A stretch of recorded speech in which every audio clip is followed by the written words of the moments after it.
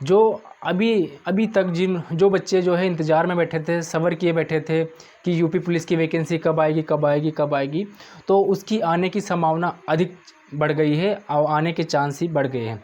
यानी हम ये कह सकते हैं कि जो यूपी पुलिस की वैकेंसी आने वाली है वो 2023 में ही लगभग संभावना ये है कि आ सकती है, क्योंकि टेंडर जारी हो चुका है। तब तक जो है टेंडर जारी हो जाएगा और किस कंपनी को सिलेक्ट करना है, कितना कितना क्या चीज़ होगा, पेपर कैसे होगा, वो सारा चीज़ें जो है उसमें बायोडाटा में लिखा है। ठीक है, जिसको मैं नोटिस बोर्ड पर लगा दूंगा, यहाँ पर देख लेना नोटिस बोर्ड में कि किस तरह से जो है बातें लिखी गई हैं, किस तरह से उसमें कहा गया है। तो उसमें एक चीज़ है कि जो पेपर का बेस होगा, यानी ऑफलाइन होगा कि ऑनलाइन होगा। ठीक है, ऑफलाइन होगा या फिर कह सकते हैं ऑनलाइन होगा। तो एक जगह तो वहाँ पे ये बताया गया है कि ऑनलाइन और ऑफलाइन दोनों अथवा में बताया गया है, लेकिन अगर आप जब उस नोटिस को पूरी विधिवत तरीके से पढ़ेंगे तो वहाँ पर ऑफलाइन की ज़्यादा जिक्र की गई है कि ऑफलाइन ही जो पेपर होगा। दूसरी चीज़, जो हाइब्रिड होता है, हाइब्रिड तरीका होता है, उसमें ये होता है कि जो पेपर होगा वो तो कंप्यूटर पर ही होगा, यानी जो क्वेश्चंस आएंगे वो कंप्यूटर की स्क्रीन पर आएंगे, लेकिन उसका जो आंसर देना होगा वो OMR शीट पर देना होगा। तो भाई ये तो सबसे कठिन कह सकते हैं कि सबसे हाइब्रिड वाली जो प्रक्रिया होती है वो कठिन होती है। ठीक है, तो ये प्रक्रिया नहीं लाने वाले हैं। यहाँ पर जो अभी नोटिस आई है उसमें एक जगह तो दोनों चीज़ दे रखा है कि ऑनलाइन और ऑफलाइन दोनों होने वाले हैं, लेकिन जब उसको आप विस्तार से पढ़ेंगे तब वहाँ पर ऑफलाइन का ज़्यादा जिक्र है कि पेपर जो हो वो ऑफलाइन ही लेने वाले हैं। ठीक है, दूसरी चीज़ यहाँ पर उन्होंने ये बताया है कि अप्रोक्स हम 20 से 25 लाख ही लगभग में फार्म भरे जाएंगे। तो यहाँ से, क्योंकि जो पहले वाली 2018 में लगभग है तब की बात करूँ तो 23 लाख के समथिंग जो है फार्म भरे गए थे, और इन्होंने अब कहा है कि 20 से 25 लाख जो है फार्म भरे जाएँ, मतलब लगभग में इतने फार्म भरे जाएंगे। तो यहाँ से एक साफ निष्कर्ष होती है कि ये आयु में छूट नहीं देने वाले हैं, आयु में छूट नहीं देने वाले हैं। ठीक है, नहीं देने वाले हैं, यानी ये इन्होंने इनका जो इस हिसाब से कहना है, जो 20 से 25 लाख फार्म भरे जाने वाले हैं, इस अनुसार इसका कहना ये कि हम आयु में छूट नहीं देंगे। हालांकि भर्ती बोर्ड भी कहा है कि आयु में छूट नहीं देंगे, ये हमारे हाथ में नहीं है, उन्होंने साफ कह दिया है। ठीक है, दूसरी चीज़, अब ये किसके हाथ में, तो ये जो है सरकार के हाथ में, आयु की छूट देना सरकार के हाथ में है। आप सरकार से जो है निवेदन कीजिए कि सरकार चाहे तो इस चीज़ को आयु में छूट दिला सकती है कि अभी तक जो है वैकेंसी भी नहीं आई है।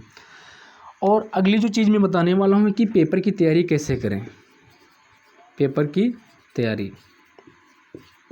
ठीक है, जो ये टेंडर आया है, पहले टेंडर की बात कर लेते हैं। जो टेंडर आया है इसके अनुसार ये चीज़ है कि 25 अगस्त तक जो है इसमें यह तय हो जाना है कि किस तरह से प्रोसेस, यानी किस कंपनी को देना है, किस कंपनी, कौन सी कंपनी सेलेक्ट होगी।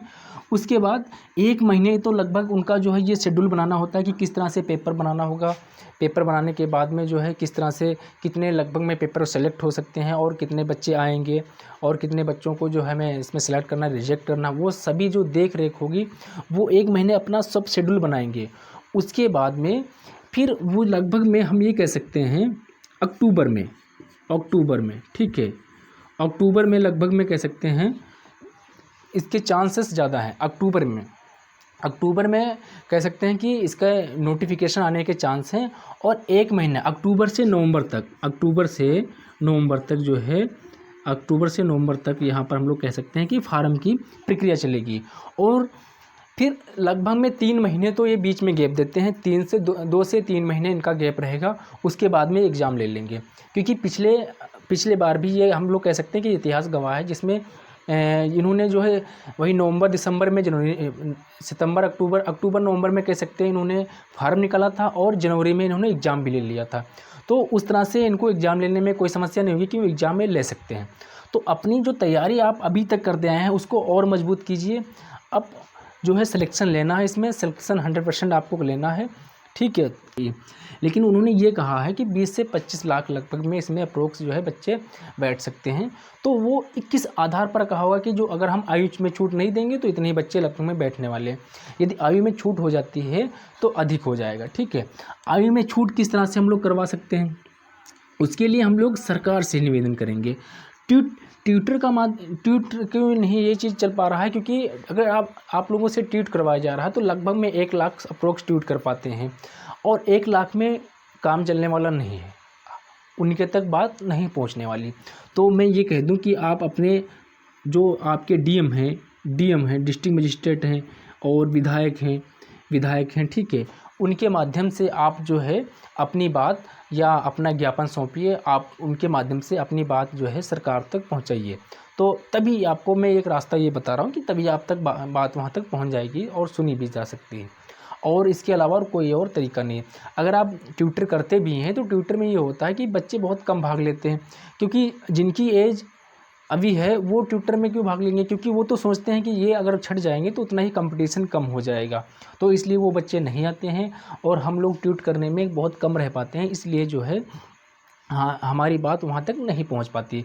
तो हम लोगों के पास में जो एक ही रास्ता है, आप जो है अपने डिस्ट्रिक्ट मजिस्ट्रेट और विधायक जो हों वो उसी पार्टी के होना चाहिए जो इस टाइम अभी सरकार चल रही हो, उसी पार्टी का विधायक होना चाहिए, तभी वो बात वहाँ तक पहुँच सकती है। अगर अन्य किसी का पार्टी का होगा तो विधायक की उतनी बात नहीं चलती है जितनी जो है पार्टी का विधायक की बात चलती है। ठीक है, तो ये चीज़ हम लोग कह सकते हैं कि विधायक से बात वो चीज़ करनी है, ज्ञापन देना है। ठीक है, अगली चीज़ हम लोग तैयारी कैसे करें, किस तरह से रणनीति बनाएं। तो यहाँ पर जो है आपको क्या करना है, डेली का डेली, अगर आपकी तैयारी मजबूत है तो आप डेली का डेली प्रैक्टिस कीजिए, मॉक टेस्ट लगाइए, मॉक टेस्ट की तरह अपना आकलन कीजिए कि कितना आप जो है कर पा रहे हैं, क्वेश्चन पेपर आपसे बनते भी हैं या नहीं बनते हैं। अन्य चीज़ है, मैं यहाँ पर बात कर लेता हूँ हिंदी की। इसमें जो सब्जेक्ट पूछने वाले हैं वो हिंदी पूछने वाला है, ठीक है, और गणित पूछने वाला है, और रीजनिंग पूछने वाला है, ठीक है, और रीजनिंग के बाद और पूछने वाला है जीके जीएस, ठीक है, जीके जीएस। इसके साथ में यूपी जीके भी आता है, जिसमें यूपी जीके भी होता है। ठीक है, ये विषय जो है पूछने वाला है। हिंदी के लगभग में 37 क्वेश्चंस होते हैं, 1-2 प्लस माइनस भी हो सकता है, ज़्यादा भी हो सकते हैं और कम भी हो सकता है।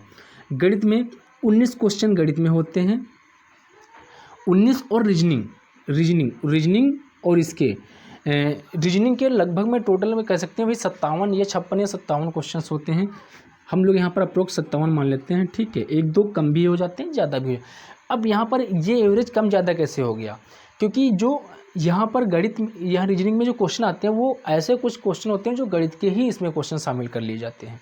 ठीक है, इसलिए यहाँ पर गणित के क्वेश्चंस कम होते हैं, और इसमें गणित के क्वेश्चनों को ही इसमें रीजनिंग में शामिल कर लिया जाता है। ठीक है, यूपी जीके के जो क्वेश्चन होते हैं वो भी करीब जो है 37 के समथिंग क्वेश्चन होते हैं। तो टोटल जो क्वेश्चन आते हैं वो 150 क्वेश्चंस होंगे, 150 क्वेश्चंस होंगे, और 2 नंबर का एक क्वेश्चन होगा। ठीक है, 2 नंबर का एक क्वेश्चन होगा, तो हम लोग कह सकते हैं कि 300 नंबर का क्वेश्चन होता है पेपर। ठीक है, ऑफलाइन होगा, 300 नंबर का होगा, 2 नंबर का एक क्वेश्चन होता है, 150 क्वेश्चन होते हैं, और 2 घंटे होंगे, आपके पास समय 2 घंटे मिलेगा। ठीक है, ये तो पेपर का जो हो गया कि किस किस तरह से पेपर आता है, कितने कितने नंबर किस किस में आते हैं। ठीक है, तो आपको विधिवत तरीके से हिंदी तैयार करना है, गणित तैयार करना है, रीजनिंग तैयार करना है, यूपी जीके तैयार करना है, जीके जीएस तैयार करना है। इतना स्कोर 100% तैयार करना है और अपनी तैयारी को मजबूत बनाना है, ताकि अगली बार जो वैकेंसी अभी आने वाली है 2023 में आने वाली है, इसमें सिलेक्शन 100% 100% आप ले सकें। हमारे यूट्यूब चैनल पर नए हैं तो आप उसको सब्सक्राइब कर लीजिए, लाइक कर दीजिए और शेयर भी कर दीजिए। थैंक यू, जय हिंद।